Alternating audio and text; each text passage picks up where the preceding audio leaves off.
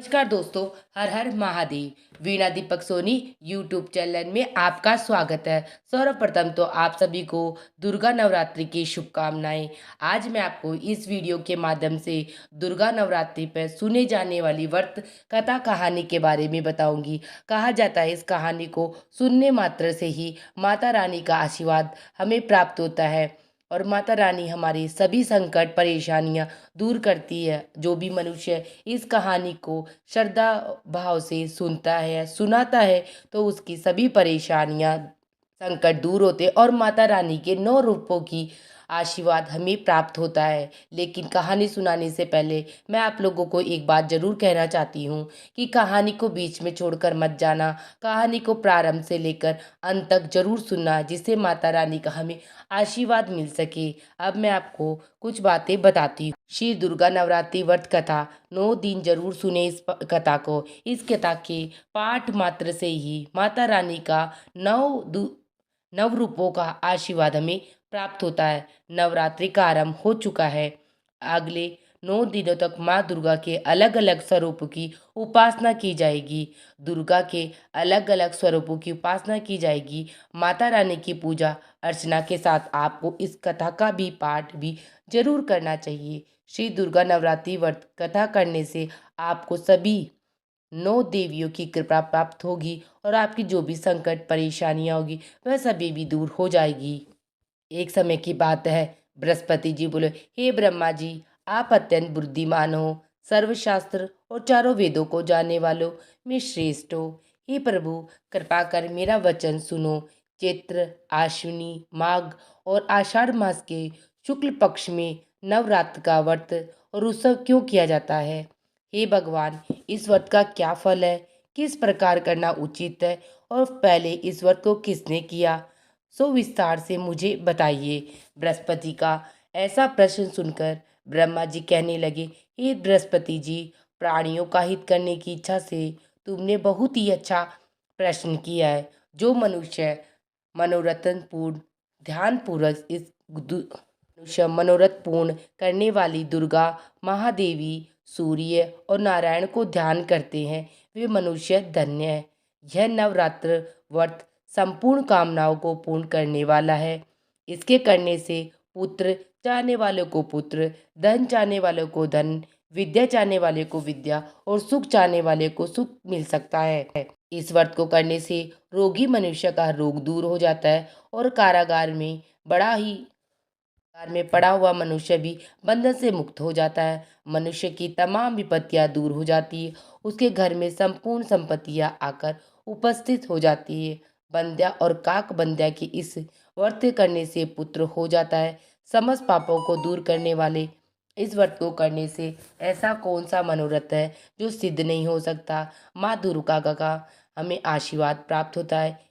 यदि व्रत करने वाला मनुष्य सारे दिन का उपवास न कर सके तो एक समय भोजन करे और उस दिन बंधुओं सहित नवरात्रि व्रत की कथा का श्रवण करे। हे बृहस्पति, जिसने पहले इस महाव्रत को किया है उसका पवित्र इतिहास मैं तुम्हें सुनाता हूँ। अब तुम सावधान होकर सुनो। मैं तुमसे एक बात कह देता हूँ, कहानी को अधूरी छोड़ के मत जाना। कहानी को शुरू से लेकर अंत तक पूरी जरूर सुनना। इस प्रकार ब्रह्मा जी के वचन सुनकर बृहस्पति जी ओम बोले, हे ब्राह्मण, मनुष्य को कल्याण करने वाले इस व्रत के इतिहास को मेरे लिए कहा है, मैं सावधान होकर सुन रहा हूँ। आपकी शरण आई हुई मुझे पर कृपा करो। ब्रह्मा जी बोले, पीटन नाम के मनोहर नगर में एक अनाथ नाम का ब्राह्मण रहता था। वह भगवती दुर्गा का भक्त था। उसके संपूर्ण सद्गुणों से युक्त माना मानो ब्रह्मा की सबसे पहली रचना हो ऐसी यथार्थ नाम वाली सुमति नाम की एक अत्यंत सुंदर कन्या पैदा हुई। वह कन्या सुमति अपने घर के बालकपन में अपनी सहेलियों के साथ क्रीड़ा करती हुई इस प्रकार बढ़ने लगी जैसे शुक्ल पक्ष में चंद्रमा की कला बढ़ती है। उसका पिता प्रतिदिन दुर्गा की पूजा और होम किया करता था। उस समय वह भी नियम से वहां उपस्थित होती थी। एक दिन वह सुमति अपनी सखियों के साथ खेलने लग गई और भगवती की पूजन में उपस्थित नहीं हुई। उसके पिता को पुत्री की ऐसी असावधानी देखकर क्रोध आया। और पुत्री से कहने लगा, हे दुष्ट पुत्री, आज प्रभात से तुमने भगवती का पूजन नहीं किया, इस कारण मैं किसी कृष्ट और जय माता दी दरिद्र मनुष्य के साथ तेरा विवाह करूंगा। इस प्रकार कुपित पिता के वचन सुनकर सुमति को बड़ा ही दुख हुआ और पिता से कहने लगी, हे पिताजी, मैं आपकी कन्या हूँ, मैं आपके सब तरह से आधीन हूँ, जैसी आपकी इच्छा हो मेरे विवाह कर सकते हो, होगा वही जो मेरे भाग्य में लिखा है, मेरा तो इस पर पूर्ण विश्वास है। मनुष्य ने न जाने कितने मनोरथों को चिंतन करता है, पर होता वही है जो भाग्य में विधाता ने लिखा है। जो जैसा करता है उसको फल भी उसके कर्म के अनुसार ही मिलता है, क्योंकि कर्म करना मनुष्य के अधीन है, पर फल के देव के अधीन है। जैसे अग्नि में पड़े हुए तरण दी उसको अधिक प्रदीप्त कर देता है, उसी तरह अपनी कन्या के ऐसे निर्भीकता से कही हुई वचन सुनकर उस ब्राह्मण को अधिक क्रोध आया। तब उसने अपनी कन्या को एक कुशिष्ट के साथ विवाह कर दिया और अत्यंत क्रुद्ध होकर पुत्री से कहने लगा कि जाओ जाओ, जल्दी जाओ, अपने कर्म का फल भोगो।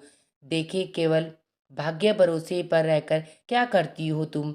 इस प्रकार कहे हुए पिता के कटु वचनों को सुनकर सुमति अपने मन में विचार करने लगी कि यह मेरा बड़ा दुर्भाग्य है जिससे मुझे ऐसा पति मिला।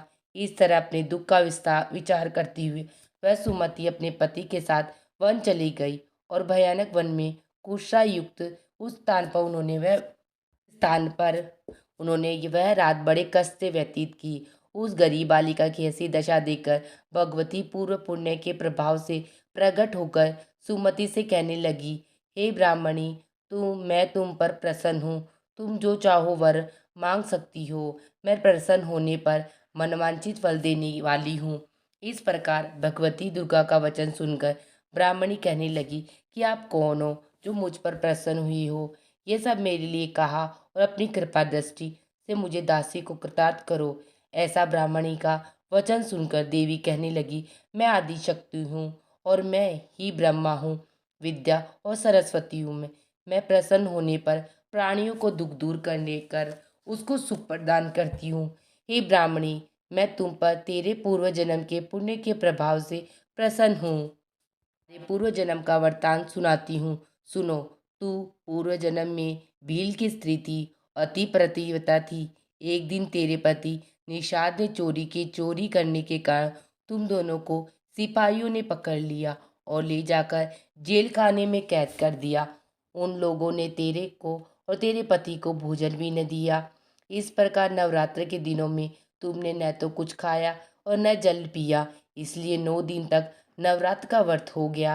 हे ब्राह्मणी, उन दिनों में जो व्रत हुआ उस व्रत के प्रभाव से प्रसन्न होकर तुम्हें मनवांछित वस्तु दे रही हूँ, तुम्हारी इच्छा है सो मांग लो। इस प्रकार दुर्गा के कहे वचन सुनकर ब्राह्मणी बोली, अगर आप मुझ पर सच में प्रसन्न हो तो हे दुर्गे, आपको मैं प्रणाम करती हूँ, कृपा करके मेरे पति के कोढ़ को दूर करो। देवी की कहने लगी कि उन दिनों में जो तुमने व्रत किया था उस व्रत के एक दिन का पुण्य अपने पति को कोढ़ के दूर करने के लिए अर्पण करो। मेरे प्रभाव से तेरा पति कोढ़ से रहित और सोने के समान शरीर वाला हो जाएगा।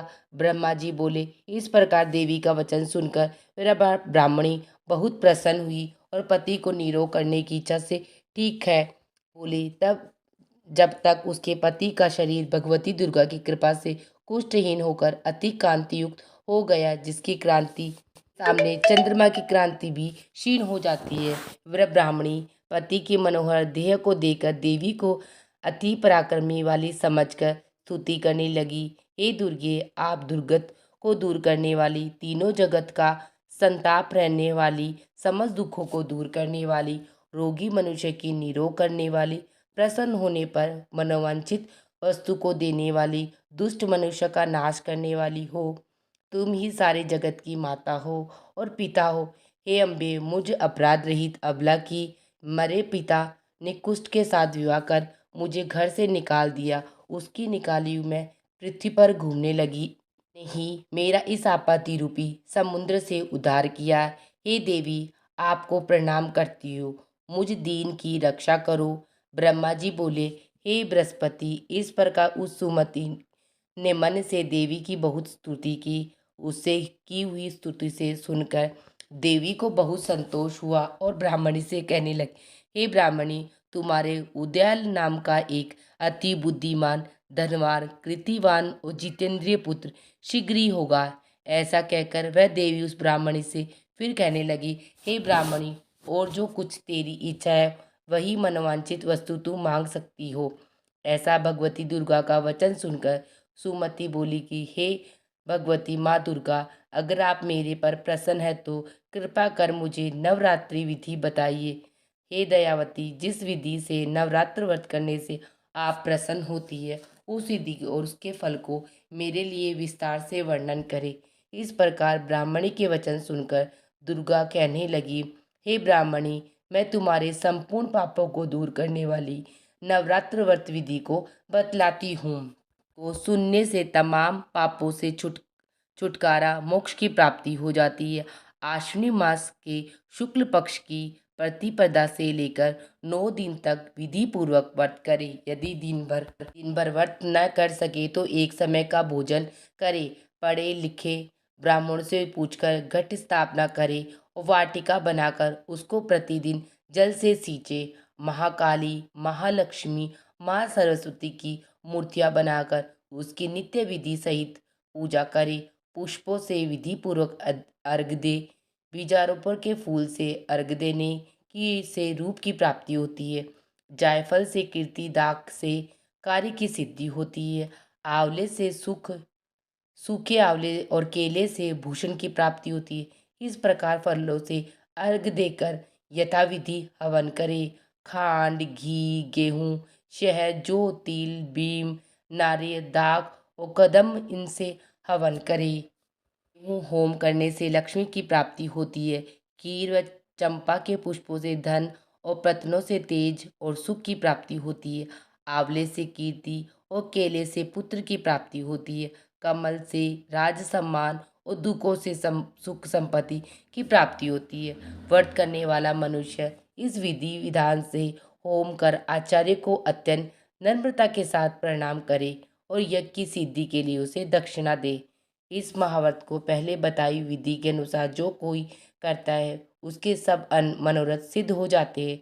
इसमें तनिक भी संशय नहीं है। इन 9 दिनों में जो कुछ दान आदि दिया जाता है उसका करोड़ों गुना फल मिलता है। इस नवरात्रि के व्रत करने से ही अश्वमेध यज्ञ का फल मिलता है। हे ब्राह्मणी, इस संपूर्ण कामनाओं को पूर्ण करने वाले उत्तम व्रत को तीर्थ, मंदिर अथवा घर में ही विधि के अनुसार करे। ब्रह्मा जी बोले, हे बृहस्पति, इस प्रकार ब्राह्मणी को व्रत की विधि और फल बताकर देवी अंतर्ध्यान हो गई। जो मनुष्य या स्त्री इस व्रत को भक्ति पूर्वक करता है इस लोक में सुख पाकर अंत में दुर्लभ मोक्ष को प्राप्त करता है। हे बृहस्पति, यह दुर्लभ व्रत का महात्म्य मैंने तुम्हारे लिए बताया है। ऐसा ब्रह्मा जी के वचन सुनकर बृहस्पति जी के आनंद के कारण रोमांचित हो गया और ब्रह्मा जी कहने लगे, हे ब्रह्मा जी, आपने मुझ पर अति कृपा की जो अमृत के समान इस नवरात्रि का व्रत का महात्म्य सुनाया मुझे। प्रभु, आपके बिना और कौन इस महात्म्य को सुना सकता था। हे बृहस्पति जी के वचन सुनकर ब्रह्मा जी बोले, हे बृहस्पति, तुमने सब प्राणियों का हित करने वाले इस अलौकिक व्रत को पूछा, इसलिए तुम धन्य हो। यह भगवती शक्ति संपूर्ण लोकों का पालन करने वाली इस महादेवी के प्रभाव को कौन जान सकता है। माता रानी का इसी प्रकार हमें आशीर्वाद मिलता है। अगर जो भी भक्त माता रानी की इस कहानी को श्रद्धा और भाव से पूरी कहानी को 9 दिन तक सुनता है तो माता रानी के 9 रूपों का आशीर्वाद हमें प्राप्त होता है। इसी के साथ मेरी नव दुर्गा की व्रत की कथा कहानी समाप्त होती है। आप सबको मेरी कहानी कैसी लगी मुझे कमेंट बॉक्स में जय माता दी लिखकर ज़रूर बताना।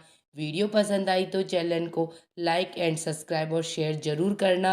हर हर महादेव।